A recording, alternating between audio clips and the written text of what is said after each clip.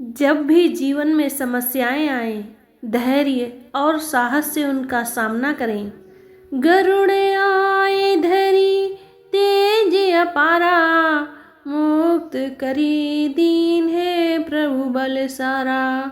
गरुड़ जी के तेजस्वी आगमन से नागपाश टूट गया और श्री राम और लक्ष्मण पुनः धर्म की शक्ति से ओतप्रोत हो गए। तो जय श्री राम दोस्तों, स्वागत है आपका डिवाइन प्लेस चैनल पर। आज हम रामायण के युद्ध कांड की एक मार्मिक और प्रेरणादायक प्रसंग की कथा सुनाएंगे।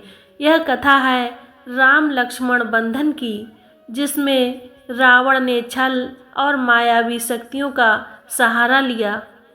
क्या सत्य और धर्म पर अधर्म विजय प्राप्त कर सकता है? यह जानने के लिए वीडियो को अंत तक जरूर देखें। तो प्यारे दोस्तों, आज की कथा में आप सुन रहे हैं राम लक्ष्मण बंधन में जब हर्षोन्मत्त वानरों का तुमुल नाद सुनकर रावण को आश्चर्य हुआ और आशंका ने उसे आ घेरा। उसने तत्काल मंत्रियों से कहा, वानर सेना में इतना उत्साह कैसे आ गया? मेघनाद ने तो राम और लक्ष्मण का वध कर दिया था। शीघ्र पता लगाकर बताओ, इसका क्या कारण है? कहीं भरत तो अयोध्या से विशाल सेना लेकर नहीं आ गया? आखिर ऐसी कौन सी बात हुई है जो वानर सेना राम की मृत्यु का दुख भी भूलकर गर्जना कर रही है?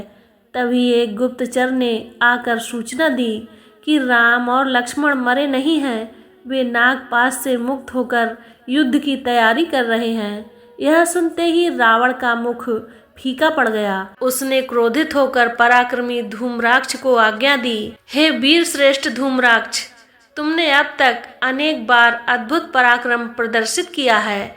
तुम सहस्त्रों वीरों को अकेले मार सकते हो। एक विशाल सेना लेकर जाओ और राम लक्ष्मण सहित शत्रु सेना का वध करो। रावण की आज्ञा पाते ही सूल, गदा, तोमर, भाले, पट्टिस आदि शस्त्रों से युक्त राक्षसों की विशाल सेना लेकर धूम्राक्ष रणभूमि में जा पहुंचा। इस विशाल वाहिनी को देखकर वानर सेना घोर गर्जना करती हुई उस पर टूट पड़ी। धूम्राक्ष कंक पत्रों वाले तीक्ष्ण बाणों से वानरों को घायल करने लगा। वे भी राक्षसों के वार बचाकर बड़े बड़े शिलाखंड ले आकाश में उड़कर उन पर फेंकने लगे। आकाश में उद्यत राक्षसी सेना को अपने प्राण बचाने कठिन हो गए। फिर भी राक्षस सेना का एक भाग अपने प्राणों की चिंता न करके बाणों, त्रिशूलों आदि से वानरों का लहू बहा रहा था।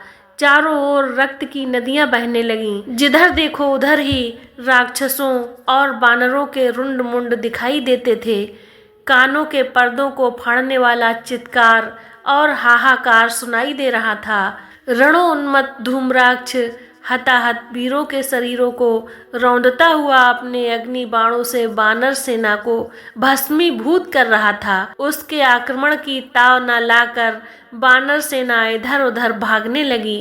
अपनी सेना की यह दुर्दशा देखकर हनुमान ने क्रोध से भरकर एक विशाल शिलाखंड उखाड़ी और लक्ष्य तानकर धूम्राक्ष की ओर फेंक दी। उस शिला को अपनी ओर आते देखकर वह फुर्ती से रथ से कूद पड़ा। इस बीच में रथ चूर चूर हो चुका था और घोड़े तथा सारथी मर चुके थे। राक्षस सेनापति को इस प्रकार बचता देखकर हनुमान का क्रोध और भी भड़क उठा। उन्होंने दांतों नाखूनों से उसके और धूम्राक्ष के बीच में आने वाले राक्षस समुदाय का विनाश करके मार्ग साफ कर दिया। जब उसने हनुमान को भयंकर रूप से अपनी ओर आते देखा तो लोहे के कांटों से भरी हुई गदा उठाकर उनके सिर पर मार दी। हनुमान ने बार बचाकर एक भारी शिला उठाई और आकाश में उड़कर धूम्राक्ष को मार दी। इससे उसके शरीर की समस्त हड्डियां टूट गईं और वह पृथ्वी पर गिरकर यमलोक से धर गया। उसके मरते ही राक्षस भी मैदान छोड़कर भाग गए। रावण ने जब धूम्राक्ष की मृत्यु का समाचार सुना तो वह क्रोध से पागल हो गया। उसके नेत्रों से चिंगारियां निकलने लगीं उसने वज्रदंष्ट को बुलाकर आज्ञा दी कि वह राम, लक्ष्मण और हनुमान सहित वानर सेना का वध करके अपने शौर्य का परिचय दे। वज्रदंष्ट जितना वीर था उससे अधिक मायावी था। वह अपनी भीमकर्मा पराक्रमी सेना लेकर दक्षिण द्वार से चला। युद्ध भूमि में पहुंचते ही उसने अपने सम्मुख अंगद को पाया, जो अपनी सेना के साथ उससे युद्ध करने के लिए तत्पर खड़ा था।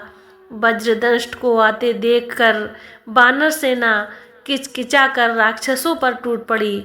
दोनों ओर से भयंकर मार काट मच गई। संपूर्ण युद्ध भूमि रुंड मुंडों, हताहत सैनिकों तथा रक्त के नालों एवं सरिताओं से भर गई। रक्त सरिताओं में नाना प्रकार के अस्त्र शस्त्र, कटे हुए हाथ तथा मस्तक छोटे छोटे द्वीपों की भांति दिखाई देने लगे।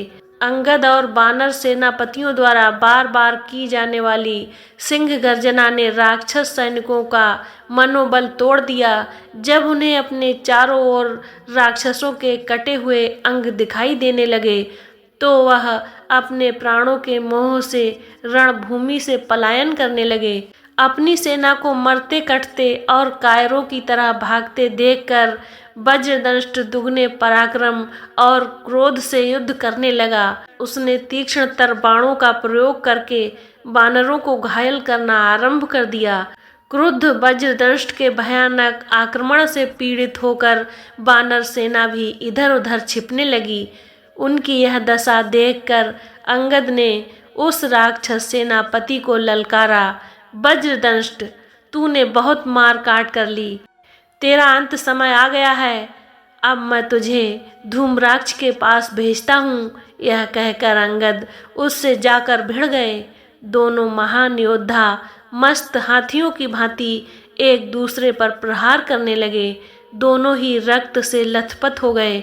फिर अवसर पाकर अंगद ने तलवार से वज्रदंष्ट का सिर काट डाला।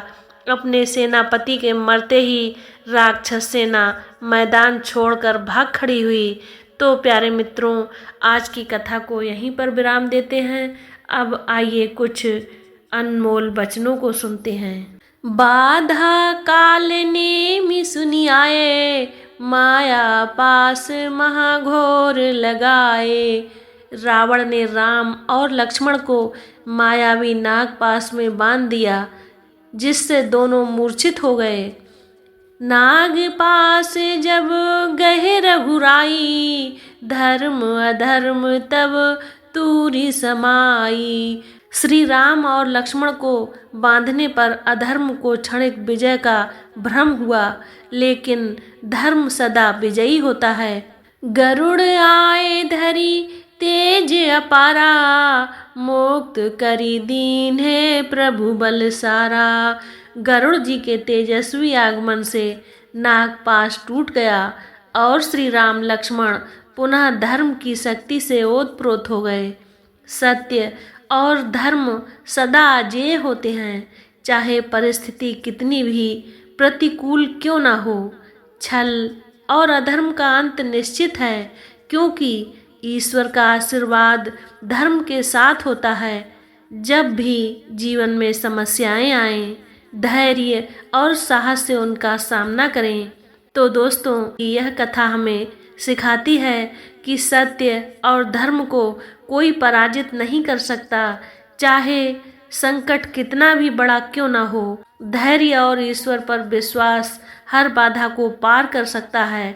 अगर यह वीडियो आपको पसंद आई हो तो इसे लाइक करें, अपने दोस्तों और परिवार के साथ शेयर करें और हमारे चैनल डिवाइन प्लेस को सब्सक्राइब करना ना भूलें। अगली वीडियो में फिर मिलेंगे एक और प्रेरणादायक प्रसंग के साथ। तब तक के लिए जय श्री राम, जय हनुमान।